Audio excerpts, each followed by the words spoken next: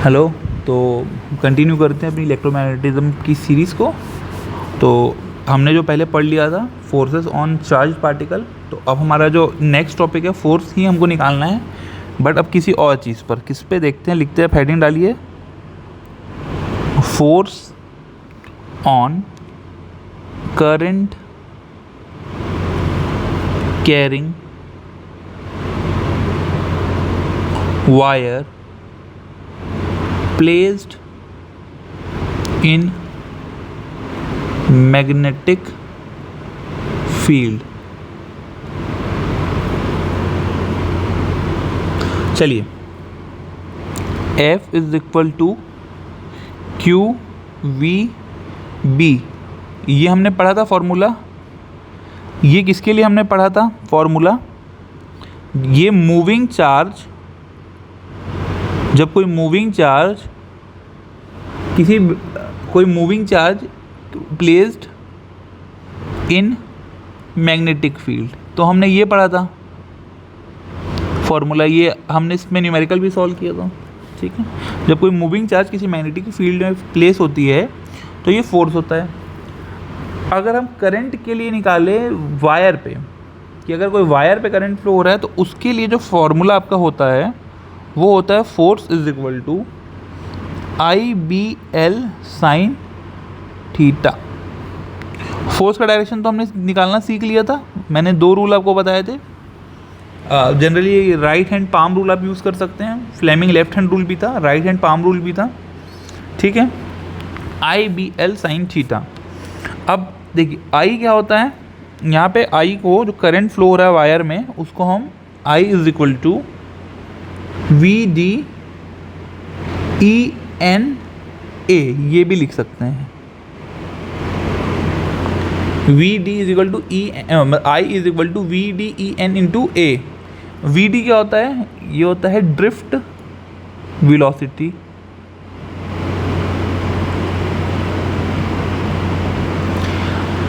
Drift velocity,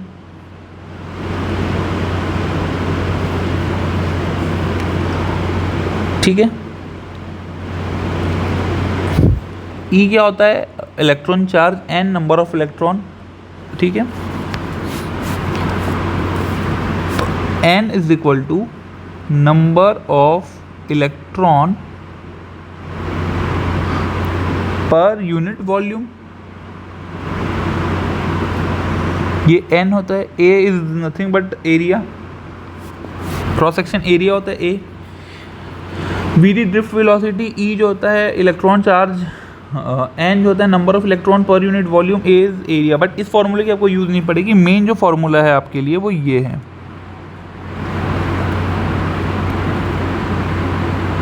ये formula main है आपके लिए, ये आपको याद रखना चाहिए। अब देखिए, जो थीटा होता है, एंगल जो थीटा होता है,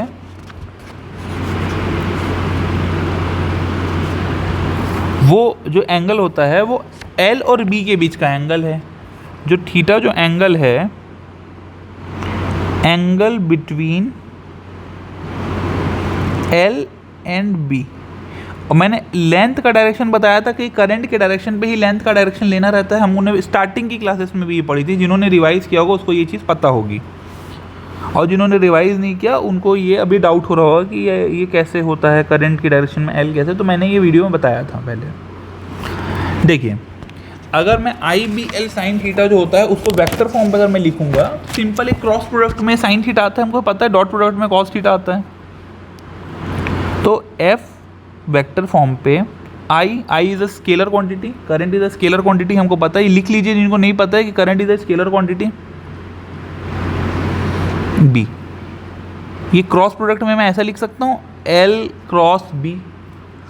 theta is the angle between L and B vector का, इनका जो डायरेक्शन वेक्टर होगा उसके एंगल जो होगा वो थीटा होगा। तो इस समय ये क्रॉस प्रोडक्ट मतलब क्या होता है कि एफ जो है वो परपेंडिकुलर लेंथ की भी होगा, एफ जो है परपेंडिकुलर मैग्नेटिक फील्ड की भी होगा। करेक्ट है ना ये चीज़? और डायरेक्शन ऑफ फोर्स हम राइट हैंड पाम रूल से निकाल सकते हैं। तो जो फोर्स मैक्सिमम होगा वो कब होगा? जब साइन थीटा 1 हो। इस इक्वेशन में आप देख लो आई बी एल साइन थीटा में, तो मीन्स जो थीटा है वो 90 डिग्री हो, और थीटा किसके किसके बीच का एंगल है, मैं फिर से रिपीट करो, लेंथ एल एंड बी। तो एफ मैक्स कितना हो जाएगा, आई बी एल, जब थीटा 90 डिग्री हो। थीटा किसके किसके बीच है, लेंथ एंड मैग्नेटिक फील्ड। जब ये 90 डिग्री होंगे तो इसका मतलब आपका वो भी 90 डिग्री है। चलिए अब एक बार फिर से डायरेक्शन हम ट्राई करते हैं समझने के लिए। अगर आप जिसकी पिछले क्लास में जिसको अभी भी नहीं बन रहा है, मैं फिर से एक एग्जांपल दे रहा हूँ। मान लीजिए ये क्रॉस जो है वो क्या होता है, इनवर्ड किसका डायरेक्शन है, मैग्नेटिक फील्ड का। अब करंट मान लीजिए फ्लो हो रहा है ऐसा, तो करंट के डायरेक्शन में हमको क्या रखना था, अपना थंब को रखना था, और जो चारों उंगली है वो किस डायरेक्शन पे होगी, वो बी मैग्नेटिक फील्ड की। ये बी का डायरेक्शन इनवर्ड, तो राइट हैंड को आप इनवर्ड रखो जितनी भी चारों उंगलियां हैं, और थंब को रखो राइट साइड पे, तो आपका पाम कहाँ जाएगा, देखिए ऊपर जा रहा होगा पाम आपका, तो फोर्स इसमें इस डायरेक्शन पे फोर्स लगेगी। ये राइट हैंड पाम रूल से इजीली सॉल्व हो जाएगा।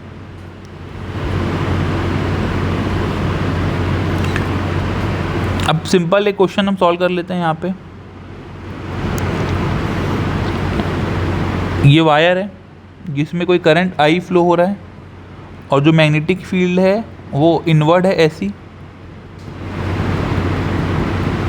इस वायर का लेंथ एल है और ये इस एक्सिस से 30 डिग्री बना रही है। अब अगर ऐसा क्वेश्चन आता है तो बच्चे को सबसे पहले ये लगता है कि थीटा 30 डिग्री है। दिमाग में सबसे पहले अगर मैं एफ का फॉर्मूला लिखूं, आई बी एल साइन थीटा, तो बच्चे को सबसे पहले लगता है कि थीटा तो सर 30 डिग्री दिया है ना क्वेश्चन में। नहीं भाई, थीटा किसके बीच का एंगल है, it is the angle between length vector and magnetic field vector. तो मैग्नेटिक फील्ड कैसा है, 90 डिग्री पे प्लेन में परपेंडिकुलर 90 इनवर्ड। आई डायरेक्शन पे ही एल का डायरेक्शन होता है, मतलब एल का डायरेक्शन भी क्या होगा, ये this is the direction of L only. B vector कैसा है, इसके परपेंडिकुलर है भाई, एल के परपेंडिकुलर। एल मान लीजिए प्लेन पे रखा हुआ एक पेंसिल है, और उस प्लेन से जो परपेंडिकुलर है वो बी वेक्टर है, क्योंकि बी कैसा है, इनवर्ड टू पेपर, सरफेस के इनवर्ड है, क्योंकि तभी तो बी को क्रॉस दिख रहे हैं आप। तो 90 डिग्री होगा यहाँ पे जो थीटा होता है भाई, वो 90 डिग्री होगा, नॉट 30 डिग्री, क्योंकि 30 डिग्री करंट का है एंगल किसी उस हॉरिजॉन्टल सरफेस के किसी एक्स एक्सिस के। मान लीजिए हॉरिजॉन्टल सरफेस में दो एक्सिस होगी, एक्स एंड वाई, पर जो बी है वो 90 डिग्री पे है, मीन जेड एक्सिस पे है। तो जेड और एक्स या वाई या जो भी हो, एक प्लेन ऑफ पेपर में क्या होगा, 90 डिग्री उसके बीच का एंगल होगा। सिंपल है ये, इतना कोई बड़ी चीज़ नहीं है। तो F is equal to I B L, ठीक है। ये इसका जो लेंथ था वायर का वो एल था, ठीक है। मैं इस क्वेश्चन से आपको एंगल समझा रहा था कि एंगल में आप गलती मत कर देना कभी भी। अब देखिए फिर से इस टाइप के क्वेश्चन है। अब एक वायर है और ये जो एंगल है यहाँ से ये 30 डिग्री है और ये 30 डिग्री है, इसका एल ये लेंथ एल है, ठीक है, ये वायर। तो अब इस वायर पे इस बी का इफेक्ट निकालना है। देखो इसके दो अप्रोच हो सकते हैं, कि एक अप्रोच होगा कि ये जो वायर है अगर इस पर आप राइट हैंड थंब रूल लगाओगे और करंट का जो डायरेक्शन है वो आई ऐसा जाएगा, ऐसा ऊपर। तो अगर लगाओगे right hand thumb rule, right hand palm rule अगर माई बेट राइट हैंड पाम रूल जब लगाओगे तो बी 90 डिग्री करंट के डायरेक्शन पर रखोगे तो पाम ऊपर दिख रहा होगा। तो ये एफ ऐसा जाएगा, एक F1 और एक F2 ऐसा जाएगा। इस लेंथ पे अगर आप देखोगे करंट ऊपर जा रहा है तो ये हाथ आपका नीचे जाएगा, ठीक है। तो F1 और F2 के आप रिजॉल्व करके कंपोनेंट भी सॉल्व कर सकते हो, बट सिंपल ट्रिक आपको दिमाग ले रहा है। कभी भी अगर ऐसा केस आ रहा है तो इसमें इफेक्टिव लेंथ लेते हैं, डिस्प्लेसमेंट लेंथ। देखो ये एंड और ये एंड के बीच की जो लेंथ होगी ना वो हमारी फॉर्मूला की L होगी, इफेक्टिव। तो ये L मतलब क्या है, ये कुछ स्ट्रक्चर ऐसा है, ये जो लेंथ है ना ये लेंथ फॉर्मूले के लिए ये डायरेक्टली आप ये लेंथ यूज़ करते हैं, डिस्प्लेस्ड लेंथ।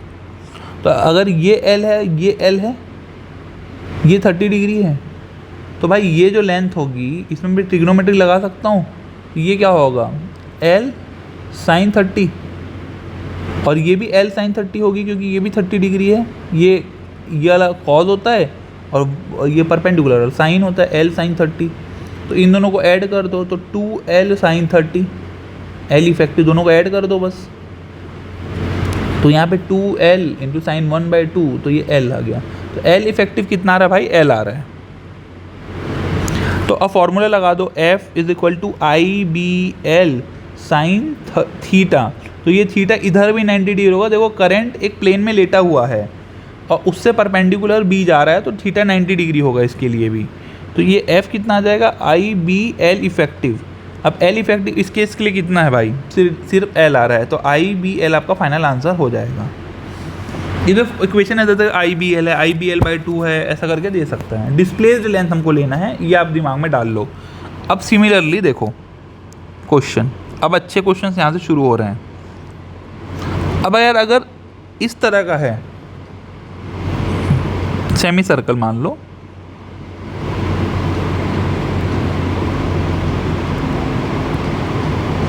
ये ऐसा, ये सेंटर है, ये मैग्नेटिक फील्ड ऐसे क्रॉस इसको जैसे करके जा रही है, बी इनवर्ड है मान लो मैग्नेटिक फील्ड। तो अगर ऐसा केस होता है लेटा हुआ, तो थीटा तो डायरेक्टली यहाँ पे 90 डिग्री हो जाता है। ये रेडियस R है इसका, तो यहाँ पे भी R और ये भी R है। तो F इज इक्वल टू हम लगा देते हैं सीधा वायर के लिए IBL साइन थीटा। थीटा कितना 90 डिग्री, तो F is equal to IBL effective length. Effective में हमको क्या करना है, वायर का ये पोर्शन पकड़ना है ये, और इसको इधर टच करा देना है। तो ये जो शॉर्टेस्ट लेंथ होगी दोनों एंड के बीच, इस केस में 2R है। तो जो फाइनली F हमारा आ जाएगा IBL के बदले 2R, तो 2IBR, ये आपका फाइनल आंसर आ गया। अब अगर मैं क्वेश्चन पूछूं आपसे, अगला क्वेश्चन कि यार ये आपका मैग्नेटिक फील्ड है जो इनवर्ड है,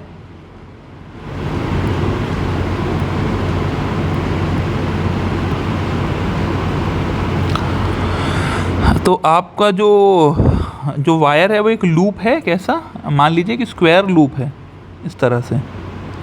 तो यार इसमें अब अपना मुझे फोर्स बता दो यार। तो यार एक बात बताओ, F is equal to IBL sine theta होता है। ये करंट मान लो क्लॉकवाइज घूम रहा है,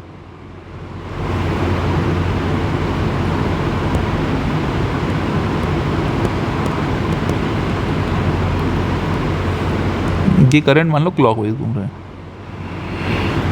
F इज इक्वल टू क्या होता है, IBL साइन थीटा।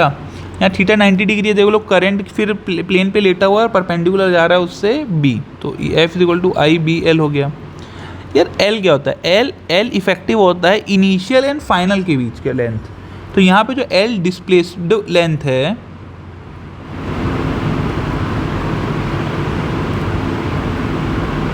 वो 0 है, क्योंकि initial and final close loop है। तो L इफेक्टिव कितना हो गया, 0। तो फोर्स कितना हो गया भाई, 0। तो यहाँ पे एक मेन कंक्लूजन ड्रॉ होता है, वो क्या है भाई बताओ जरा। चलो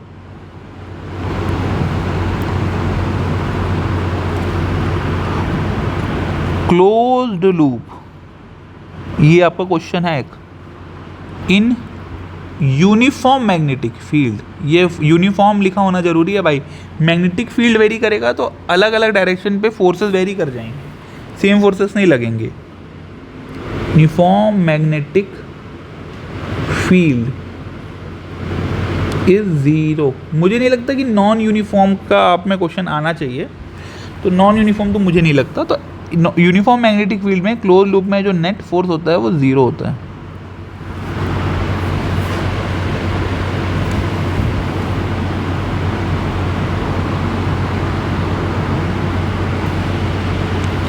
ठीक है, यहाँ तक ये कंक्लूजन ड्रॉ किया आपने।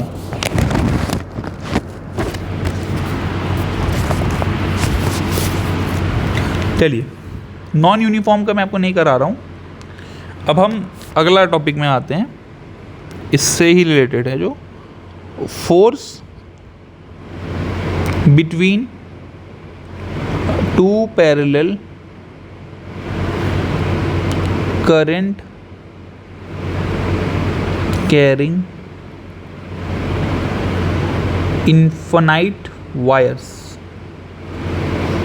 To parallel current carrying infinite wires के बीच फोर्स देखेंगे। तो सबसे पहले इसका बेसिक रूल याद रख लो आप, खैर ये आप निकाल भी सकते हो बट डायरेक्टली याद रख लो कि अगर दोनों में करंट सेम डायरेक्शन पे है, ये I1 एंड ये I2, करंट अगर दोनों में सेम डायरेक्शन पे है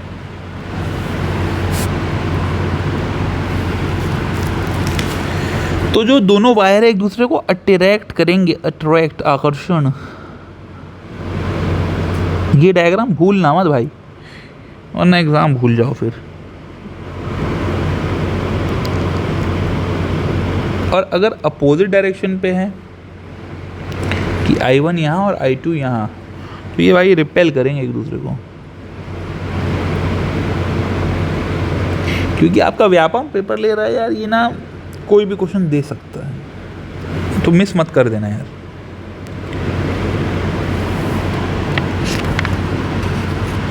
अब एक कंडीशन मान लो, अब डायरेक्शन अब समझ गए ना, तो अब एक जनरलाइज हम एक फॉर्मूला देख लेते हैं सीधा दो इन्फिनाइट वायर्स के लिए। मान लीजिए ये वायर 1 है, ये वायर 2 है, ये इन्फिनाइट है, ये इन्फिनाइट है लेंथ, दोनों साइड इन्फिनाइट लेंथ है। इसमें I फ्लो हो रहा है, मान लीजिए करंट I1, इसमें I2 फ्लो हो रहा है, इनके बीच की डिस्टेंस है मान लीजिए ये D है। मैं जनरलाइज एक फॉर्मूला बता रहा हूँ। तो जो नेट, क्योंकि इन्फिनाइट है तो पर यूनिट लेंथ पे आपको फॉर्मूला निकालना पड़ेगा फोर्स का।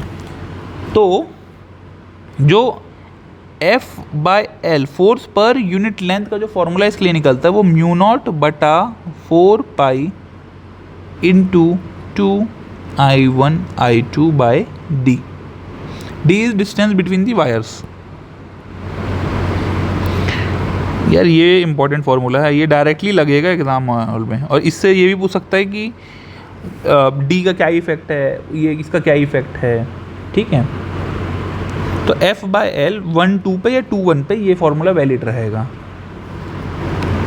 तो अगर मैं F12 कर दूँ बाय L तो force per unit length of 1 due to 2, ठीक है। अब अगर इसी फॉर्मूले पे मैं मान लीजिए I1 को मैंने 1 कर दिया, I2 को मैंने 1 एम्पियर कर दिया और डिस्टेंस को मैंने 1 मीटर कर दिया, तो इससे एक बहुत अच्छी इंपॉर्टेंट चीज़ आने वाली है। F/L is equal to μ0/4π into 1 into 1/1, ये हो गया। तो F/L ये क्या होता है, 10⁻⁻7 होता है, ये फैक्टर जो अपना है, इंटू 2 बचा। तो फाइनली जो F/L जो आ रहा है वो आपका 2 इंटू 10⁻⁻7। ये वैल्यू इंपॉर्टेंट है, क्यों? एक हेडिंग डालिए साइड में छोटी सी, यूनिट करंट की। अब मैं definition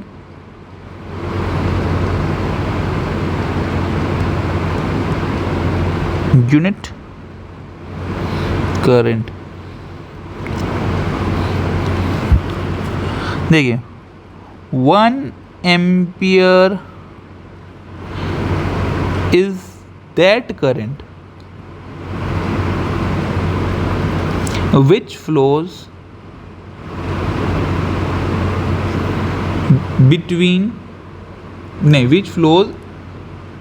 in two parallel infinite wire kept at 1 meter apart produces a force of attraction per unit length between them of कितने न्यूटन पर मीटर का ट्रैक्शन होगा, 10⁻⁻7 इंटू 2 या 2 इंटू 10⁻⁻7 न्यूटन पर मीटर का ट्रैक्शन होगा। पर यूनिट लेंथ है ना, तो पर यूनिट लेंथ के हिसाब से ऐसा होगा। अच्छा चलिए एक क्वेश्चन इसमें हम करते हैं अच्छा वाला, कि जिससे आपका सारे कॉन्सेप्ट क्लियर हो जाएंगे। चलिए क्वेश्चन लिखिए इस टॉपिक का, एक क्वेश्चन में आके सारे कॉन्सेप्ट क्लियर हो जाएंगे। 3 वायर हम सीधा ले लेते हैं, वायर 1, वायर 2, वायर 3, 3 वायर हम सीधे सीधे ले लेते हैं। चलो क्या है इसमें, मान लो ये वायर ए है, ये वायर बी है, ये वायर सी है। तो जो वायर ए है उसमें 2 एम्पियर करंट ऐसे फ्लो हो रहा है ऊपर, इसमें भी 2 एम्पियर करंट फ्लो हो रहा है, इसमें डाउनवर्ड 2 एम्पियर करंट फ्लो हो रहा है। चलो देखते हैं, कोई दिक्कत वाला बात नहीं है। देखो हाँ, तो अब क्वेश्चन क्या बोल रहा है कि find net force on wire B के कारण। अब इसका गैप भी आपको लगेगा, तो गैप मान लो 1 मीटर गैप है। सिंपल क्वेश्चन है ये। अच्छा अब मुझे बताओ, ये दोनों के बीच, ये 2 वायर के बीच कैसा फोर्स लगेगा, अट्रैक्शन की रिपल्शन? यार अब मुझे बता दो यार तुम। चलो ये दोनों सेम डायरेक्शन पे हैं, तो यहाँ पे ऐसा फोर्स लग रहा होगा और यहाँ पे अट्रैक्शन फोर्स लग रहा होगा। किसके किसके कारण? एफ में बी में ए के कारण लग रहा होगा ये फोर्स। चलो अब ये दोनों बी एंड सी को पकड़ लो, तो यहाँ पे बी एंड सी का डायरेक्शन क्या, करंट का अपोजिट है, तो यहाँ अट्रैक्शन नहीं है, रिपल करेंगे ये दोनों फोर्स एक दूसरे को ऐसे। तो ये एफ बी सी के कारण। तो मुझे बता दो जो बी पे है फोर्स, वो दोनों एक ही डायरेक्शन पे, तो दोनों जो बी पे फोर्स होंगे वो ऐड नहीं हो जाएंगे? फोर्स ऑन बी, इसलिए डायरेक्शन आपको पता होना चाहिए क्वेश्चन में, एफ बी ए प्लस एफ बी सी के कारण। तो जब आप इसको सॉल्व करो, म्यू नॉट बटा 4 पाई इंटू 2, I1 कितना है 2, I2 2, distance 1 plus mu naught बटा 4 पाई, दोनों ऐड होंगे, 2 इंटू 2 बटा 1। तो F जो B में होगा वो 16 इंटू 10⁻⁻7 न्यूटन पर मीटर आएगा। और अगर मैंने ये C का डायरेक्शन को ऊपर कर दिया ना, तो नेट फोर्स जो होगा ना B पे वो 0 होगा सिमेट्रिक कंडीशन पे। ठीक है, अगर मैंने C का डायरेक्शन A में ऊपर कर दिया ना, करंट का डायरेक्शन की डाउनवर्ड का अपवर्ड है, तो B में नेट फोर्स 0 हो जाएगा। ठीक है, क्योंकि जितना A अट्रैक्ट करेगा उतना ही B अट्रैक्ट करेगा, तो दोनों इक्विलिब्रियम पे खड़ा रहेगा B।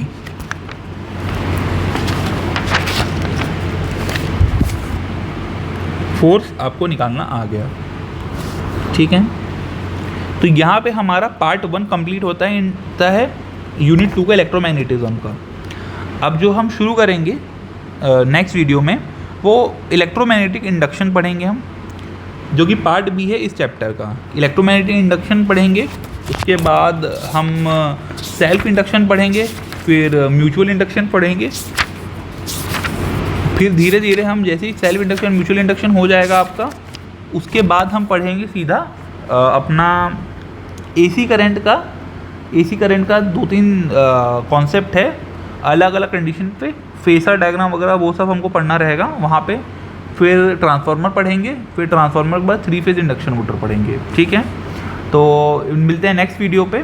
उसके इलेक्ट्रोमैग्नेटिक इंडक्शन के बाद हम जैसे ही यूनिट आपका हो जाता है, उसके बाद हम ट्रांसफार्मर शुरू करेंगे। तो तब आप लोग अच्छे से पढ़ते रहिए। All the best for your exam and thank you for watching this video.